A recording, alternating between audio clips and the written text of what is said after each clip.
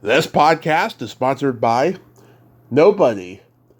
Hey dudes, welcome to Splat from the Past, the only 80s themed horror sci-fi show where things can get totally radical. Now, I am so excited for today's show because I will be talking to David Yontef.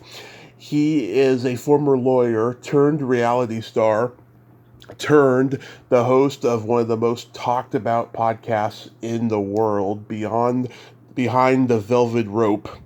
And I am so friggin' excited to have him on today. I've been a fan for a while now and stuff. He's mostly focused on reality TV stars, but he has a lot of pop culture icons on as well.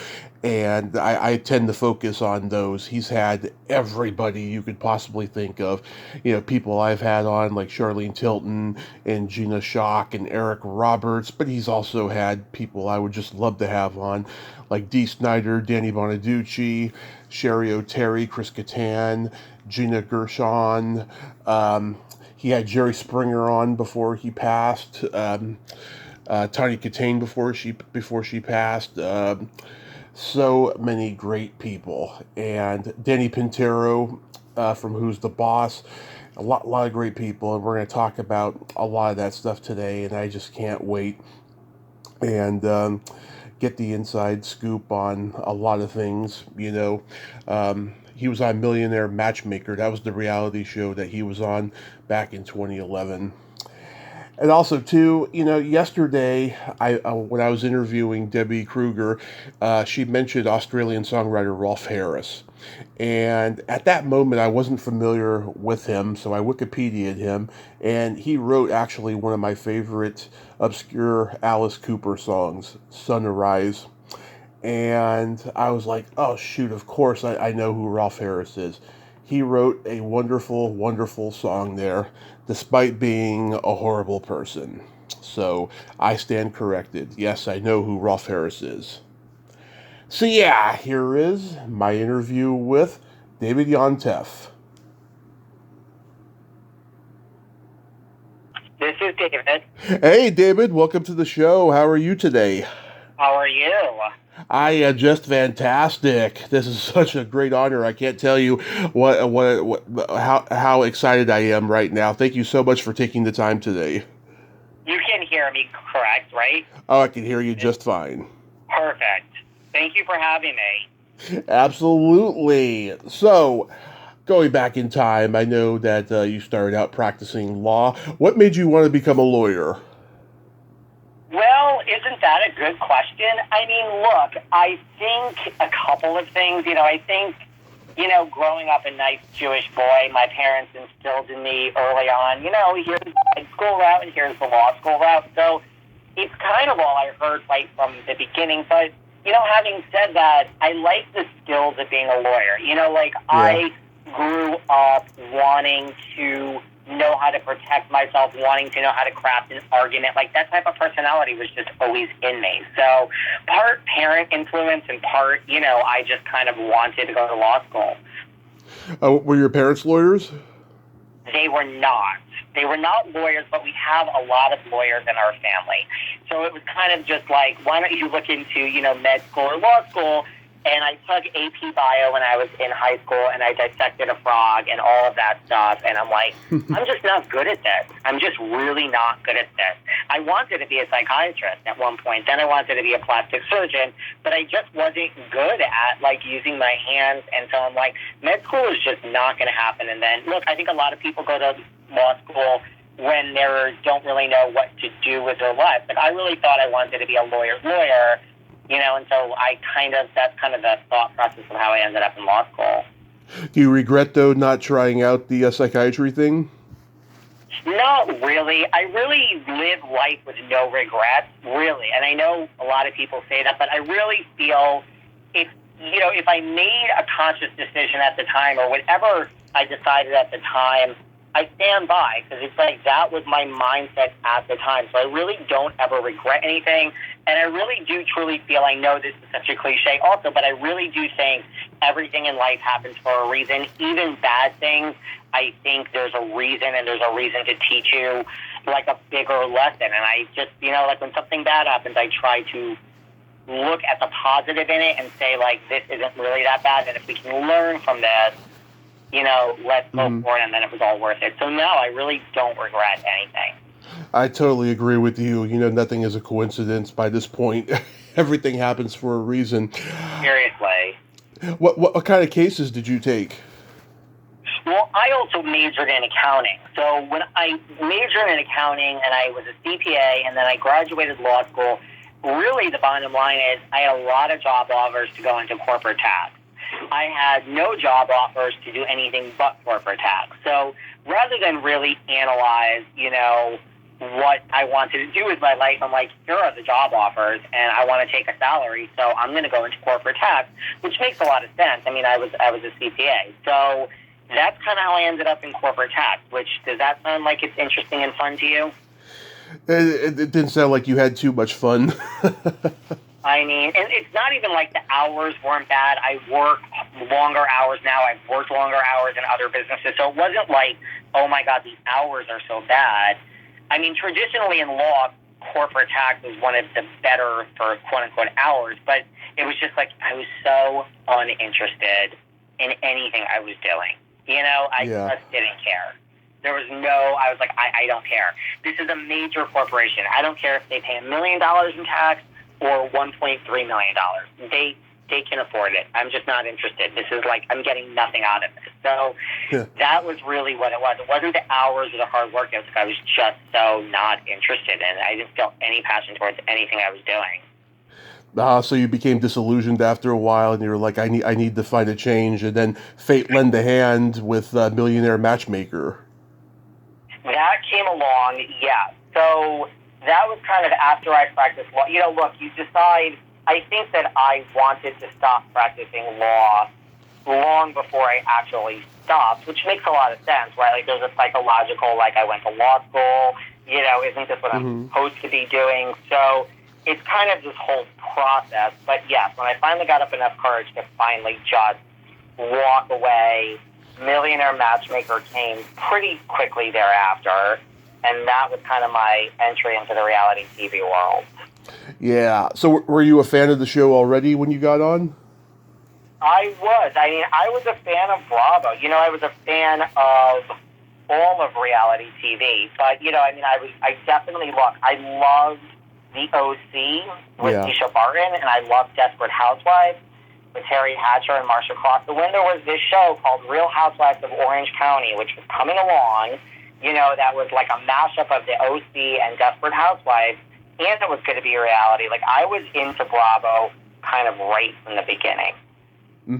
Yeah, I remember when Bravo was a channel that showed reruns of old TV shows and stuff, and inside the actor studio and all of that. It's just amazing how Bravo has become this reality TV channel.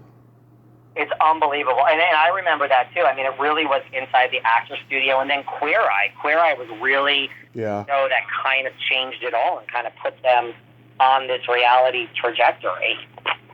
So were you nervous at all when you got on? Not really. I mean, I think I was just such a different person, and I didn't know what I know now. So, now it's like I did things. Like, I remember there was one scene when I was walking down Times Square in a fat suit.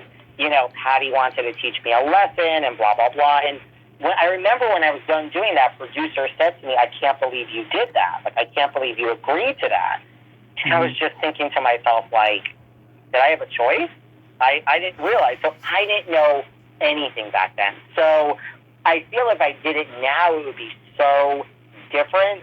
But I wasn't really nervous. I think I just was more like trying, like, I want to make good TV for anyone that's watching. Yeah. Whereas now I would be like, I don't care. Like, this is who I am, and just this is it, Absolutely. I heard you once say that the show was faked. Now, when you say that, do you mean like it was like the quiz show in the 50s, all rigged and everything? No, really the only thing I meant by that, and of course, I mean, it's the media, shocker, it was totally taken out of context, but I just meant, like, listen, the season I was on was season 4. It was a New York season. And, you get to know the other people on it. And I'm like, not everyone on here is, say, quote-unquote, a millionaire. There's not everyone on here so as successful. So I just think the financial definition at that time of, like, what a millionaire was pretty stretched. But, that was the early days of Bravo. And, I mean, but everything else was real, I mean, it really was, like, they didn't tell you what to do, and it was authentically real in the sense that, like, you were just kind of set up to film and see where things happen. Absolutely, yeah. I mean, I think generations of TV shows with money prizes learned their lesson with that quiz show scandal. Especially when Robert Redford made that movie in the '90s, because it was literally by then a part of TV history that people had forgotten. Totally. I agree with that completely. Now, I'm not a reality TV guy by any means, but I'm sure you grew up watching The People's Court and seeing how that was like an early reality TV show. It really was, I mean, I don't think it gets enough credit. I mean, like, look, I think The Real World is certainly, like, the one that people refer to as maybe the beginning. But, yeah, I mean, The People's Court, I mean, let's not forget, I mean, that really was, and even, like, you look at, like, I've had Jerry Springer on my podcast. Yeah. I mean, Jerry Springer, I asked him, I'm like, do you consider yourself the daddy of reality TV? I mean, and of course he made a joke about it and it went viral all over the world. He's like, I apologize. But, Jerry Springer really was giving a voice to, like, quote unquote, ordinary, non-famous people. It really was, to me, one of the beginnings also. Yeah. So being that you were on Millionaire Matchmaker, that gave you enough cachet, and you started hanging out with other reality stars who lived in New York, and that's what led you to Behind the Velvet Rope.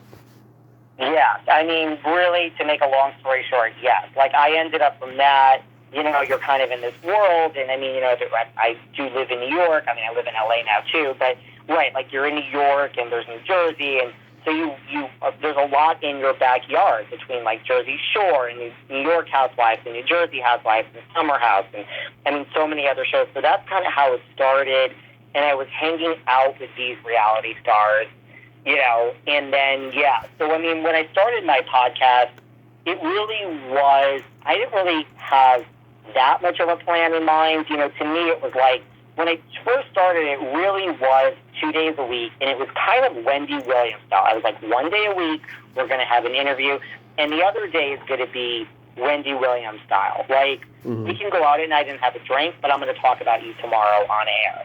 And of course, if something was that sensitive, if someone was like, don't tell anyone, I'm announcing a divorce in 2 weeks, like, I used my discretion, right? I used my discretion, and so it was but it was like, look, this one went home with that one. This one fell off the chair. She was totally drunk. It was very light stuff, but that's kind of how it started. It wasn't really this whole interview machine that's now 7 days a week, and it really just started at 2 days, and really, like, I'm going to tell these stories. Like, we can go out, but I'm going to talk about you on air tomorrow. Yeah, I mean, it was a pre-COVID project when you started, and then right when COVID started, it took on a life of its own. It took on a life of its own, really. I mean, I'm typically one of these businesses that, you can say has benefited from COVID. It's just that simple. It was a thing before, and what happened is, then when COVID came, I was like, well, maybe I should start doing interviews. It's almost like, I feel in business, like, what you don't know sometimes helps you, because I didn't know any better then. So I just was DMing people. I didn't care who you were. I was like, isn't this how it's done? I mean, now it's like I have a team, and there's agents and managers, and I mean, you realize, like, a lot of people, like, you have to go through their agent, manager, there's network involved. But back then, I really didn't know any better. My show wasn't big. So I just started DMing people and figuring, like, maybe someone will get back to me. And what happened is, because of COVID, so many people got back to me that they wanted to come on the show. And it really was, well, we're sitting home, we have nothing else to do, why not? So that's kind of how it all started. And, so many people said yes, that then I was inundated with doing interviews, and I was sitting on all these interviews. And then when my show started getting into, like, ads and ad sales, I was like, oh, well, I mean, I can make more money if I do a third day, a fourth day. So it wasn't really a plan. It just kind of happened where I went from 2 days to 3 days to 4 days a week. And now it's like officially like a 7-day-a-week show. And it really just happened that I kind of had all these interviews because everyone said yes during COVID.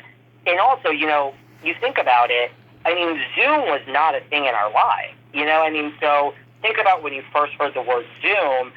I mean, none of us really knew what that was, right? So then you had all these people that, you know, you're like, you're not going to fly, you know, to come see me.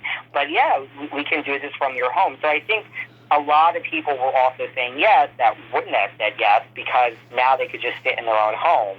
And so that's kind of how my show kind of took off in the beginning.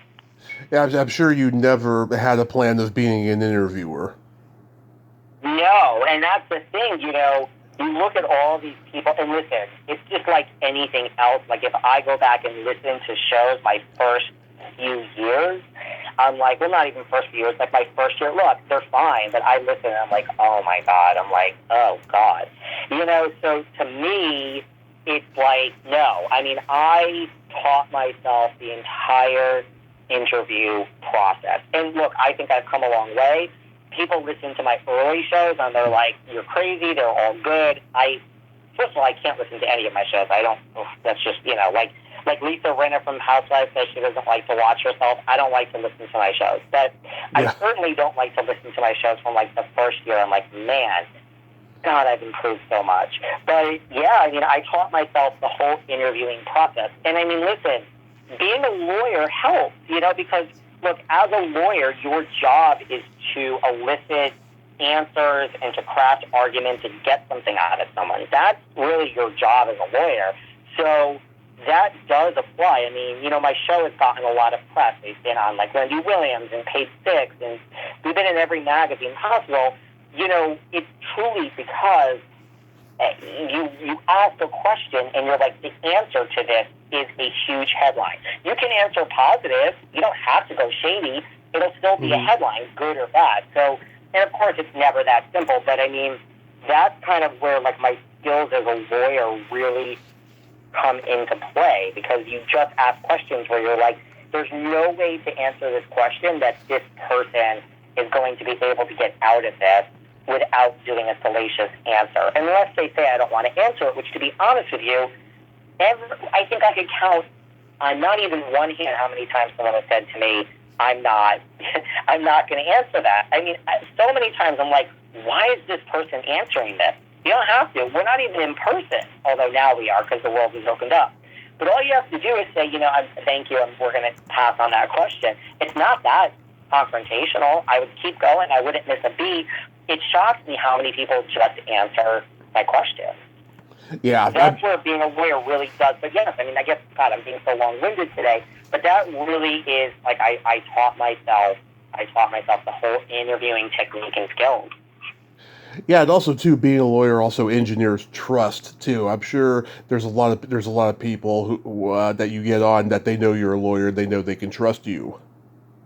Yeah, you know, it really works with other lawyers. Like, I have a lawyer coming up now on the 18th. I guess that's this coming Monday. I don't know when this is coming out. I hate announcing my guests before they're out. But, you know, it helps with lawyers, whether someone's a housewife turned lawyer or when someone's like a famous lawyer. It sure helps with lawyers. And, yeah, I mean, look, I also think I have an interview style where I think, you know, I hear of all these things where people get pissed off at people that interview them, and I look at and I listen to the questions, and I'm like, this is rude. There's a way to relax someone. Like I always say to people, I'm giving you all my secrets here today, but I always say to someone, listen, the first 20 minutes of my interview, the person's going to love, and the last 20 minutes they're going to love. It's that middle 20 minutes where they're just going to be like, oh my God, get me out of here. So I think, you know, like it's like you soften someone up, you relax them. It's like crafting an argument. It's really, and this is such a, I don't know, but this is the way to put it. It's like kind of like backing someone up against the wall to get what you want. You start in the middle, you do a dance, you back them up against the wall. So like the beginning is just really winning someone over. And I think there's a way to ask something that's really intrusive in a nice way. You know, that Right. the person trusts you. And, you know, listen, I can't craft the answer, so it's not like I'm here to attack anyone, but there's certain things you just can't not ask them. You have to do your job. Absolutely. Yeah, I mean, I sent emails to my favorite actors back in the 2000s when their emails were accessible on their websites before social media. And, I never thought I was going to be an interviewer, but that was like the seed that was planted, I think, in hindsight. And I've learned a lot and I've developed my own style, which is very engaging, as you can tell. I go back and listen to shows I did 5 years ago and I think, oh my God, okay, I had something good here, but I was very fearful and I was a little less engaging. But now I'm more engaging. I'm so happy about that. You grow as you get older. Totally. And that's how I feel, too. And, listen, I'm not taking anything away from someone that goes to journalism school or anything, but I feel like I'm great at what I do. Not great at all aspects of life, but I feel like I'm great at what I do. And I feel like I taught myself the whole interviewing process. Yeah. Now, I became aware of you, I think, when you had Charlene Tilton on, because I've had Charlene on, and I think she posted the link on her Facebook page. I think that's how I started listening to you. It was somebody I knew. And now I look forward, every Friday night is when I listen to whoever I love in pop culture that you have on. Occasionally, I'll listen to a reality episode if I'm familiar with the person. But you've had on, God, people I'm just jealous of, like Dee Snider, Danny Bonaducci, Ray Parker Jr., Sherry O'Terry, Chris Kattan, Gina Gershon. I mean, icons of my childhood. So I know you mentioned before that now, you have a team where, you go through the publicists and what have you and stuff. But, like, is there any, like, people that you booked, through DMing them and stuff? And let me just say, I have a lot of people coming up. If you like Charlene Tilton, Yeah. I mean, I've got a lot of Dallas people coming up. Already recorded, so it's not like this is, maybe not going to happen. Dallas is one of my favorite shows, so I've got three, and I've had Audrey Landers. I have three other people coming up from Dallas, big names, and I have some other, like, 80s and 90s people coming up. You know what it is? I don't DM people, but a lot of it now is like Charlene Tilton. Like, for instance, we had a mutual friend in common. So a lot of it is, Yeah. I think, just from being in New York and LA, I then have friends that are like, oh, I know so-and-so, do you want this person? I'm like, oh my God, totally. That's what happened with Charlene Tilton. It was like, I don't know if you're going to want her. And I'm like, yeah, I totally want her. Yeah, Charlene and I connected through a mutual friend as well. And at first, she was kind of low key, and she probably thought that, I was gonna try to get her or something, but then she got comfortable really fast, and she was just awesome. I enjoyed talking with her. Yeah, I mean, I personally stopped doing the PR thing after 2020. It got to a point where publicists were putting me in a box just like their clients. They thought, oh, he's very prolific and he'll talk to just about anybody, which is not true. I talk to people that I'm a fan of, that I love from the past, and I'll talk to people, presently, who love the past and stuff. But, like, they were pitching me people who started like 2 years before, and they literally had nothing to say when I listened to a previous interview. So I just personally stopped doing the PR thing. But occasionally a person will pop up where I'll have to, and it's been a good experience with that. But for the most part, I just avoid them like the plague. Yeah, I feel like, look, I think with any business, your business goes through a life cycle, right? It's Yeah. like, mine is in a strange life cycle in the sense that, look, and I ran another business before this, so I know how it is. It's like, look, I feel I've grown, and now, of course, I want to keep growing, but I don't know if that's really the goal. Like, if I just maintain status quo, Yeah. then I'm happy because the thing is running smoothly, right? Right. Have you ever had a guest that was so awful you didn't release it? No, and that's the thing, and I always say that. Like, I feel if you look, I don't know if waste is the right word, but once I invest the hour of time, the episode is coming out. I cringe with certain episodes. I'll release it, and then, you know, people will start making comments. Oh, mind you, sometimes people are like, oh, this was great. I love this person. I'm like, oh, my God, that was great. Like, you must be a real fan of mine because that was horrible. However, there are episodes where I'm like, this is horrible. And then it comes out and certain people are like, that was horrible. You know, and I'm like, no kidding, I'm not an idiot. So I will release it no matter what because I'm like, you just took an hour of my time. Mm-hmm. Have you ever not released it? But I do think a lot of people sometimes don't release it because it's so bad. There's only one that I've not released. I've released almost every one, and there have been few that I've taken down for personal reasons. But one that I did a couple years ago with an actress who nobody knows. She was in a cult movie I like from the 80s, and she obviously did a lot of drugs back in the day, and so she was just all over the place, and she was kind of rude with me, and it kind of hurt my feelings a little bit. So I just didn't release it, and she didn't care. She didn't even want to do the podcast in the first place. So, you know, wow. It was a mutual decision. So I hear you. And I've done a lot of last odds, which just like, for instance, you know, and I don't know for sure, but I mean, I was hailed in the media of like, apparently I was the last person to interview Tawny Katane. Yes, I wanted to talk about that. And same with Anne Heche. Like, those are the two that I was either the last or one of the last, but the media says I was the last. I'm not sure 100%. But both of those, it's like I was the last to interview Tawny and Anne Heche. And Jerry Springer, I didn't see him do too many interviews in the later years. And Jerry Springer. I mean, I had to wake up at 1 a.m. to do an interview with the BBC. They wanted me to talk about, like, what it was like to interview him twice, and, you know, and I was like, I mean, I guess have to is not really the right word, because I wanted to, because, I mean, Jerry, to me, is just such a, you know, I think he's one of the greats, and the nicest guy, and, like, what, you know, he was great at what he did. Absolutely. I'm sure we've all had this experience. We'll get a guest who is completely arrogant before and after the recording, but during the recording, they're a completely different person. They're totally engaged and fun. Totally. And then I'm like, it's like, wow, you're just, like, really good at your job, right? Because, yeah, they're a performer. Yeah, I've had that a lot, actually. I've had that a lot. Or, I mean, in my case, you know, you say you have your reputation of that. I think sometimes, and no one's really ever said this to me, because, look, I think when someone doesn't do it, they all have their own, you know, PR, and they're not going to say it. But I think sometimes maybe because my show has gotten so much press, I'm like, you know, I think I could be borderline that person where they're like, oh, no, don't do that podcast. You know, I mean, we're going to be in the headlines, which is kind of just saying that I'm doing my job really well.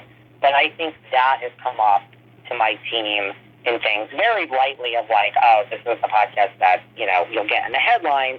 Well, I mean, I always say to people, like, again, you can answer this any way you want. So I feel like people after the fact, to me, my biggest problem hasn't even been that they've been nasty. It's more like, now we need you to edit this out. And it's like, no, that's not getting edited out. I'm sorry. And then that usually creates all sorts of drama. Yeah, like Mark Maron just did an interview with Ben Kingsley that got a lot of press, where Kingsley comes to Maron's house. He's very charming and gregarious, asking him questions about his plants. Everything's great. Then when they get into his recording garage, he just becomes very stoic, very arrogant, and not engaging during the interview. And like he's almost talking as if he's memorizing a script. Right. And I'm always just like, listen, sure, it's a process, and you know, we do push people to come on, but at the same time, it's kind of like you get to a point where you're like, well, I didn't force you to do this, you know? And so it's like, I mean, I'm trying to think who I've had issues with. I'm trying to think, I mean, a lot of the issues I've had are with the reality people. There are people you could just tell, I don't think this person likes me, you know? And normally I can turn it around. Like, you start, I think the person doesn't want to do it. Then they are kind of like, okay, he's going to be one of the good ones. Look, I've also had a lot of people at the end, I mean, big names tell me I'm one of the best interviews they ever had. And that's not, like Suzanne Summers told me that. And that's where you're like, well, you don't have to say this. So I think a lot of times, because look, when someone comes on, it really has become a job for me. However, there are people you're thrilled to talk about, and then there's others where you're like, this is on brand, I'll interview this person, but I don't personally care. But to me, it's like, it's still your hour or your 45 minutes. It's still, like, my job is to make you feel A-list, even though you might be, like, 10th on the call sheet, right? Like, my job is to make it like you are the most famous actress, the most famous actor, the most famous musician. It's your hour. And so I just have to act excited regardless. But there are some people where just, even if I am excited, it's just at, like, 25 minutes in, I'm like, this isn't happening. Like, this person is just not buying my shtick. I haven't won them over. I mean, most people I could win over, and I'm good at what I do, but, there are people that are just, and that's said with no ego. I think there's a difference between, an ego and just, knowing what you're good at. But there are people that you're just like, man, like, this is just a lost cause. Like, we're going to keep going, but this person is just not jiving with what I'm putting down. Yeah, well, you are a charmer, David. So yeah, I mean, it's easy to be won over by you. But yeah, I remember that interview you did with Gianna Keogh. My friend had her on his podcast and had pretty much the same situation, where she just wasn't into it and she yawned and, she tried to truncate the interview about 10 minutes before it actually happened. And I DM'd her before I even, watched the podcast. And then I was glad she didn't respond to my DM because I wouldn't have wanted to be in that situation. And when I heard yours, I was like, oh my God, what is with her, I agree, and that's where it's like, yeah, I wanted you because I've had all the other, housewives, but why are you doing this if you really don't want to? Yeah, I wanted to talk to her for the 40th anniversary of The Beach Girls. I love that movie, and yeah, it's sad. I mean, I've run across those people, from '80s cult movies that, fell down rabbit holes of substance use and all these other different things. It can be sad. It can wear on your heart a lot, especially since you've waited so long to talk to them, and then you're just like, oh my God, this is awful. But I did like the one you did with Heather Matarazzo. I think she really got real with you about how fucked up Hollywood can be, and I like the one you just did with Gina Shock, who is my favorite guest I've ever had. I just had her on again a month ago. And the one you did with Danny Pintero was great. Every negative feeling I ever had about Alyssa Milano was true in that episode. That's all of those are some, like, Danny, it was just a great talk. I just love Danny. So, like, that to me, listen, and the thing with me is I love when someone could check multiple boxes, right? So yeah. I love when someone's like, Danny, okay, we can talk who's the boss. We can talk about, your Oprah interview, being forced out of the closet, then having to come out as HIV positive. Like, so I love when someone has, like, multiple layers where it's like, okay, there's so much here. And he's now back in Hollywood trying to, like, make it. So that was a great one. Personally, the Go-Go's are one of my favorite bands ever, so just that's like, hey, I mean, Gina didn't even need to say anything, and it's like I could have talked to her for 2 hours. Oh, yeah. Like, I actually maybe will slip in, like, a totally self-indulgent question here that no one's even going to know what I'm talking about just because, like, I'm so interested in this. So there's stuff like that I love, yeah. Yeah, the Gloria Gaynor episode, I like that one. How great was she? That was a good one, and that's an example of, like, I was working with one PR company, and it was like, they just were like, you want Gloria Gaynor? And I was like, you're handing her to me? Sure, yeah. Yeah.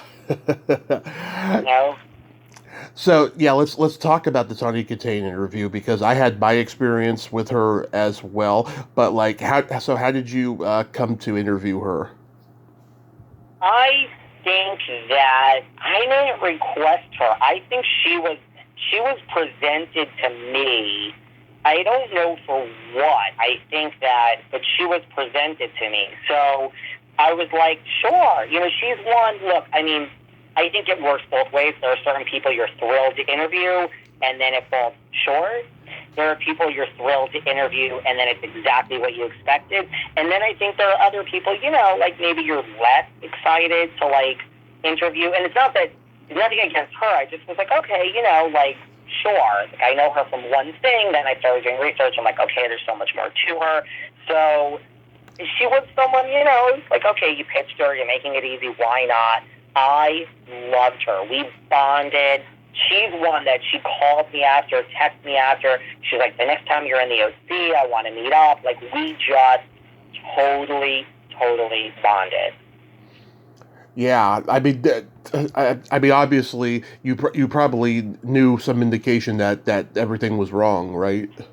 You know what it is? I'm so oblivious. I didn't. But then when something happens, because something happened, like, right after. Like, she passed away right after that interview. That was my first experience of, like, I had to drop, well, I didn't have to, but I dropped everything and rearranged the programming for the next week. I'm like, we have to get this out on Monday. Like, you know what I mean? Like, This is not even salaciously, but, like, this is also a tribute to her life, right. But so it was, but I just loved her. I really couldn't. Now, when people listened, everyone started saying, like, oh, my God, and she seemed high and this and that. Yeah. And I went back and listened, because it's also on YouTube. Like, I put all these videos on my YouTube. So whoever doesn't want to listen on Apple or Spotify, you can just go to Behind the Velvet Rope YouTube. A lot of people want to see it. So then I started watching, and these are all still there. Like, this Tawny Kitaen is there if you search my YouTube. So then I started watching and looking at her eyes and looking at her emotions. And you know what it is? It's like, I don't know. Like, I love vodka and I drink, but I'm such a sober person other than that, I feel I'm kind of the last to know sometimes, like, almost like take one to know one. And, like, since I don't really do anything except vodka, I never really pick up on signs. Sometimes, but I never really pick up on signs. I think I've gotten better. So I watched it back and I'm like, I don't know. I don't know if that's really the case. But all of my listeners were convinced when they watched these videos, and they're like, what's wrong with you? This is so obvious. Like, she was so fucked up. Yeah, I mean, I met her in 2016 at a horror convention in LA, and at that time, she looked exactly like she did in the 80s, except her hair was long and blonde, and she looked great, and there was no indication that she was sick or anything, and we became fast friends, we exchanged info, and we started following each other on Twitter, and I started my podcast in 2017. For 3 years, I'm like tweeting at her every couple of months and saying, hey, you want to come on the podcast? And she would usually like the comment, and she would respond with, hey, Tommy, great hearing from you. Hope all is well. And that was it. So then Thanksgiving of 2020, a guy I know has her on his podcast, and it was audio only. And I said to him, hey, how did you get Tawny Kitaen? And he's like, oh, through her agent on IMDb. And I was like, oh, screw that, because that was after, the experiences I had with PR and stuff. So I just happened to go on her Twitter page right after that, and I noticed her DM box was open for the first time ever. So I sent her a DM, and she replied me back like within hours, and was so happy to hear from me. And she's like, "Yes, Tommy, I'll do your podcast." So we have a date set, and she forgot about it, but then she called me that night and told me what happened, and she's like, let's do it tomorrow at 1:00, which was a Sunday. And so we do the interview, 90 minutes, everything is great. And then Tuesday morning, I get this 3-page text from her that scared the shit out of me. After the interview was over, she told her agent that the interview went great, and then he wanted like example questions of what I asked her, and there was 2 questions she mentioned. One that was never meant to be a part of the podcast. It was just friends talking, and I deleted it. And then the first question I stand by, and he was offended by both of these questions. Now, that first question was, I asked her if she considered herself a groupie because, she dated Robin Crosby of Rat, and then she was married to David Coverdale of Whitesnake. She loved that question. She said that was one of the best questions she had ever been asked, but he was offended by it. Oh God. Now, the second question I won't repeat, of course, but I'll just say this. It was a question I wouldn't ask my own mother, but I've heard my mother ask her girlfriends this question while they're drinking. It was that kind of a question. We're just having some fun. So he demanded that, I took the interview down, and there was all this blackmail and shit, and I replied her back saying, I stand by that first question. Sorry about the second question, blah, blah, blah. And I said, you need to get yourself a better agent because this guy just sounds toxic, And that was the last time we ever talked.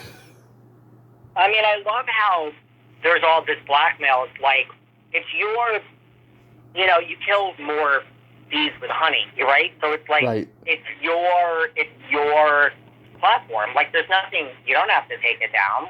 Yeah. And I've never taken something down, ever. Yeah, like I said, I've taken some down for personal reasons, for like falling outs I've had with people and stuff, for example. But that, I don't know, I was just terrified.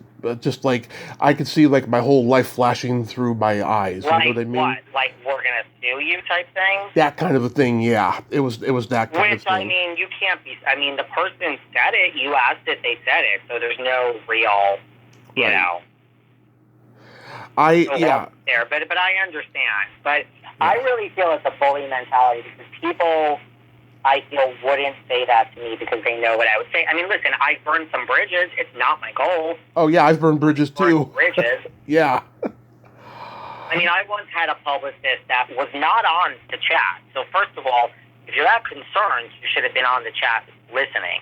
But, afterwards the person was like, I loved the person. They were like, can you send this to my publicist, blah, blah, blah. Oh, yeah. Or agent. So I talked to the guy and I said, listen, it's not in my repertoire to send these things out, but I'm going to send it to you. Now, if you have a problem, like with a network, like if your client is burning a bridge at the network, it's fine, tell me. But if you don't like this person said something bad about this one, and that's a bigger name, I said in writing, I said, listen, I'm not editing this out. So as a favor to this person I had a great experience with, you're asking me to send you the audio, I'm sending it. But I am telling you, I am not sitting here and editing out this one said something bad about A, B, C, and D. If it's against like a network like NBC or ABC or it's a really big fish, come back to me. I'm doing this as a courtesy. FYI. I get an email back, and I am telling you, there was about 30 to 40 minutes of edit where it was like, okay, this sentence can start here up to this word. And I'm like, N-O. I literally responded. They were like, excuse me?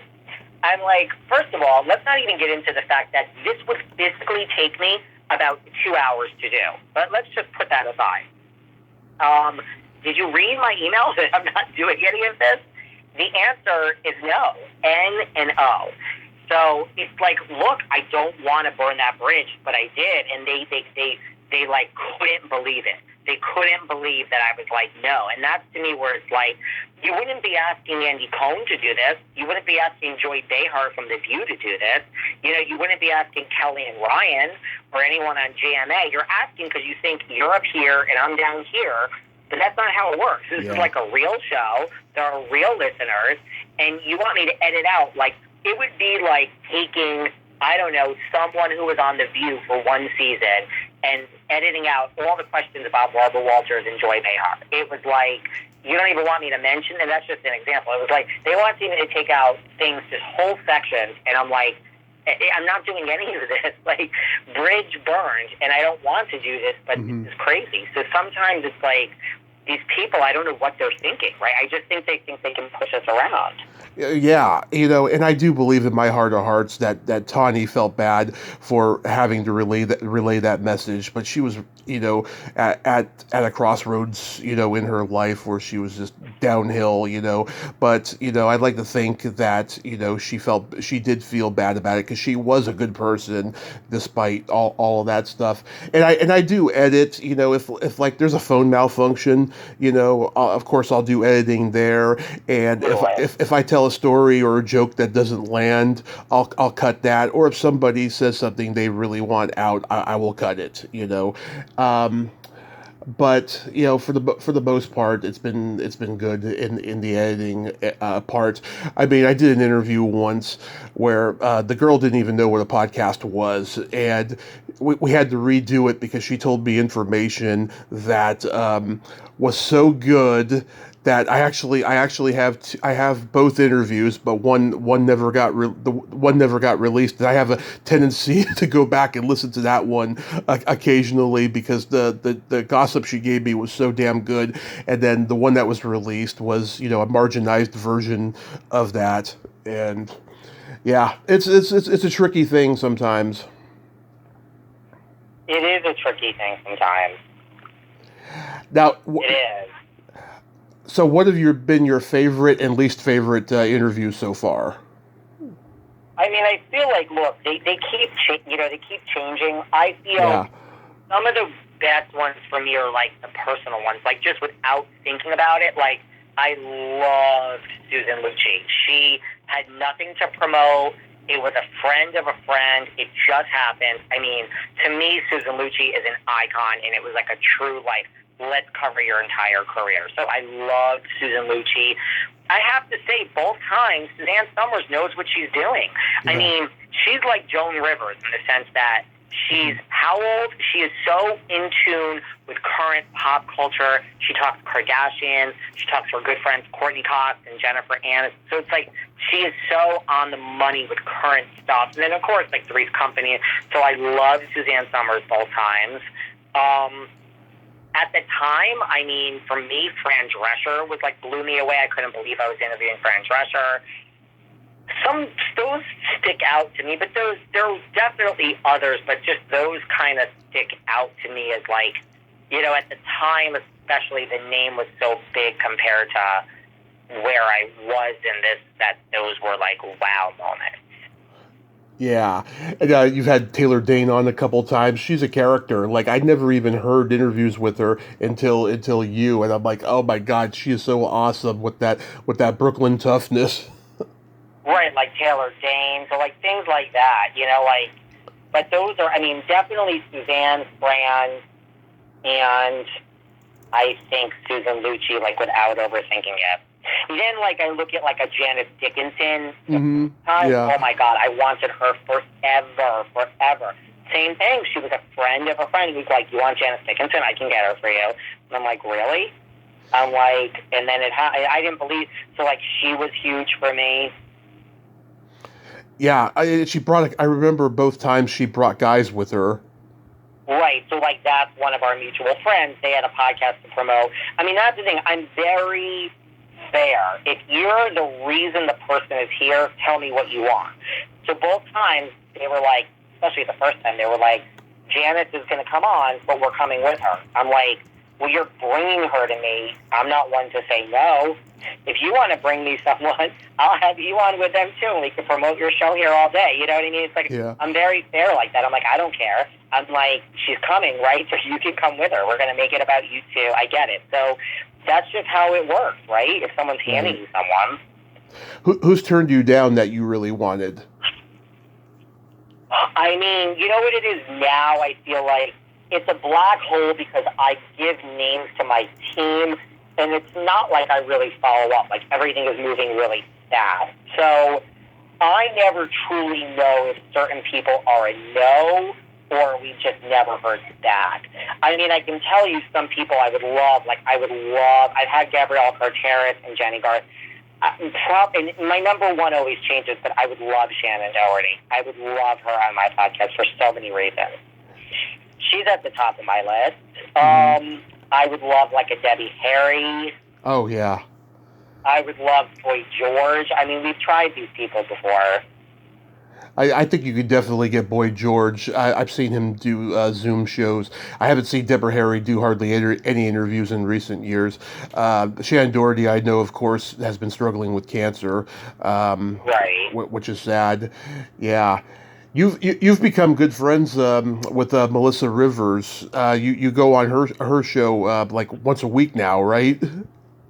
We do like a once a month. It's so funny. I was just talking to her yesterday. Yeah, I mean, listen, if Joan Rivers were alive, she would be a regular guest on my podcast. Yeah. Can you even believe it? I mean, Melissa was on my podcast a few times, and she has her own podcast and wanted to get, more into like pop culture type stuff, just like really what she did on Fashion Police. And her team reached out to me and they were like, would you be interested in like a once a month, crossover with Melissa Rivers? And I'm like, yes. I really have, even before this, I have a soft spot in my heart for Melissa just because of like Joan, but yeah, our relationship really has changed in the sense that she was on the first time the interview was all about Joan. She was on the second time the interview was like 80% about Joan. Mm-hmm. Now it's like we talk all the time, like I don't even mention Joan. Like we've truly become, and listen, that's got to be hard. I mean, that's where it's like you always have to be like respectful when someone comes on and they're so closely tied to a bigger name, whoever that may be, and you're like, you can't make it. I mean, it's different with Melissa because it is honoring her mother's legacy and legend and life, but I've had other times where the person's come on, and it's like, man, like they're just a smaller name compared to the person I really want to talk about. Yeah. And a lot of it's going to be about this, but you're like, I gotta really honor this person, because at some point you think the person might just say to you, like, did you ask one question about me? Like, what is this? And no one's ever said that to me, but I think I kind of check myself, and that I don't ever want to get to that point. Yeah, one thing I love about becoming friends with people I interview is that I get to move beyond, talking about the same stuff that they talk about all the time, but sometimes they just can't help themselves, because they're so identified with it, and all the interviews they do, they talk about it, it's like a part of who they are, and sometimes they just can't shake it. Right. And I have a couple interviews coming up like that, where like, I don't really want to say who, but like one, it's like, okay, the person's all about his daughter, it's like, got to work him in there, but his daughter's way more famous than he is. And so it's just kind of like that. Yeah, I've started listening to Jenny Hutt's podcast because she's been on your show, and you've been on hers as well. I had no idea she was Brian Koppelman's sister. Oh, yeah. Daughter. Jenny grew up knowing, like, she knows everyone. Same thing, like, we have a mutual friend in common, Yeah. So, I imagine that you do have bucket list guests in the future coming on that you can mention. You don't want to mention those other ones you alluded to earlier. I mean, like, well, I can mention my bucket list would be, like, Shannon Doherty. Yeah. I would love, Misha Barton from the OC. Mm-hmm. I mean, then I guess if you get into music, I would love Cyndi Lauper. She's not so easy. Oh, yeah. Who else? Yeah, I mean, those are the ones at the top. Shannon's, like, my number one. Would you interview Leah Remini? I would love to interview Leah Remini. I think, it's such an interesting story, right? Oh, yeah. Oh, my God. And it's getting more interesting every day, especially now that she's suing the Church of Scientology, which is about time. Really interesting.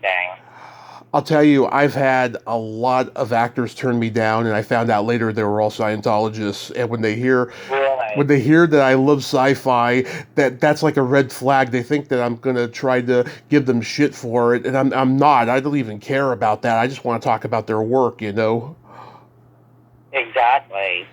There have been some that have actually relented and come on after being reluctant for a long time. And, no mention of Scientology was ever mentioned, just the work. And, I don't know if these people still are in it, but I hope they're not, because they're very good people. Yeah, so like I've watched Leah Remini's Zoom podcast, and I'm like, oh my God, David should have her on because I think they would have a great conversation. I would love to have her on. Have you interviewed Dee Dee Pfeiffer? No. Oh, you should get her. She's fabulous. Or I would take two. Yeah, she's launching her own podcast. She invited me to come on at a certain point. I hope I get to. It's focused on addiction and alcoholism and stuff because she's been through it in the later years and stuff. And I had her on here last year, and we got along so great. She is just fabulous. I could recommend Dee Dee Pfeiffer to a T. I think her publicist's email is on her Instagram page. Oh, wow. Yeah, she's awesome. Or I would take. Let's see. Who else? Is there anybody else in maybe like 80s pop culture that you would have? I'm trying to think. I mean, I feel like I would always take a lot. I mean, like, I would take anyone, really. Anyone from 90210. I would love Brian Austin Green, Jason Priestley. Mm-hmm. I would take anyone from, like, Saved by the Bell. I'm trying to think, who else is there? I had the Brady Boys on, all three of them. Yeah, I just reached out to Leanna Creel, who played Tori on Saved by the Bell. Hopefully, I'll get her. Yeah, I mean, there's a lot of great people out there. At the end of every episode of your show, you have that great line. Without you guys, I would be just a crazy person with voices in my head. That is a brilliant line. Where'd that come from? I don't know, but I, came up with that. Yeah, I like that line. It's really funny. I really like it too. Yeah. All right. That Gina Gershon interview is pretty interesting. She looked like she was getting a little frustrated talking about her old movies. Yeah, she is the one who said to me on air, I don't want to talk all, and that's like a great learning experience. I don't want to talk all about Showgirls. Well, yeah. Okay, I understand that. And then I said, well, just two more questions about Showgirls. So, and I understand that, but I had to like rearrange the whole interview, like while we were talking, so that's an example. She seems like she was really sweet, though. She was very sweet. Yeah. Do you think you'll have her back? I would love to have her back if she would come back. Yeah. Yeah. Yeah, I mean, you've had a lot of people come back, like Suzanne Summers and Taylor Dane and Janice Dickinson and people like that and stuff. Oh, you also had Eric Roberts on. I've had Eric Roberts on. He's a very interesting guy. Great. Yeah, I had interviewed his wife Eliza because she was in Animal House, and I met her and Eric at a con months later, and then I asked her to come back on, and she brought Eric with her, and I was terrified because I had nothing prepared for him. So as I'm asking her my prepared questions, I'm going on IMDb and coming up with questions for him, and I was just like terrified the entire time, but I got through it. And they were promoting a sex toy that their friend invented called the Rocket, which was absolutely hysterical. He gave me some sex education I wasn't even aware of while we were doing the show. Like, how many people can say that they got sex education from Eric Roberts? Exactly. Yeah. I loved him. Yeah, he's a force of nature for sure, and it's astounding at how many movies he's done. He's done like 500 movies or something. He's just amazing. I loved him. He's another example of someone I loved, and that's an example too of where you have to really 20 minutes, 30 minutes, 40 minutes. We all know what's coming at the 40-minute mark. You mention the word and you hold your breath. Julia. It's one question, it's two questions, and then you move on. But he was gracious, and he discussed, listen, I got massive headlines with that too. But, just that, like, I'm going to ask this, right? I personally didn't ask him any Julia questions because I had brought up Julia to his wife when we did our first interview, and it didn't seem like that was a good thing to bring up. So I didn't bring up anything about Julia. We were just talking about movies he did back in the day, like Star 80 and stuff like that, I think. Yeah, it was really great. So, David, this has been a great honor. Thank you so much for coming on today. And I really appreciate it. I mean, I could talk to you about people from the 80s and 90s forever. Yeah, because, this is my passion, just like your passion is primarily the reality TV, but you also love, 80s and 90s pop culture as well. And I'm so glad we got to do this today. Keep on doing these wonderful interviews, and I will keep on listening, and have a great rest of your day, and be safe out there. And if you tag me in this, I will post it everywhere. And, anytime you want me to come back, there is going to be a whole new series of 80s people coming up very soon. They're already recorded, and we're going to start getting them out now. So I think you're going to be pleasantly surprised with a bunch of people coming up. Awesome. I am so excited and looking forward to it, David. Thank you so much. Thank you so much. Keep in touch. Keep in touch. Okay. All right. Bye-bye. Bye-bye. Well, there you have it. David Yontef. Ain't he a cool dude? Oh, what a nice guy, huh? And, talking shop about podcasting, pop culture icons and stuff. Yeah, it's a difficult life, but it can be fun and rewarding at times. And I'm so glad we got to talk today. I'll definitely have him back in the future. Well, until next time, this is Tommy Throwback Kovac saying, there's no shame in living in the past, because the present sucks. Later, dudes.